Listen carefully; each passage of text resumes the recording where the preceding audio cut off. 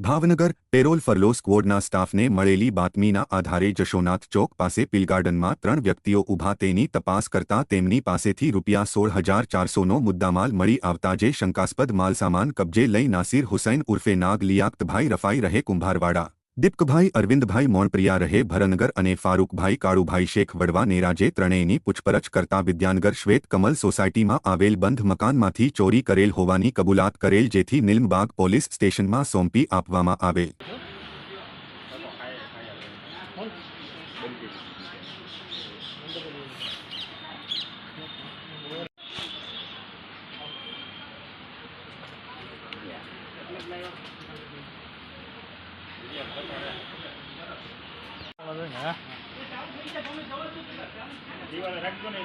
જ્યાં જોવા જાય ત્યાં મોકલી દેજો।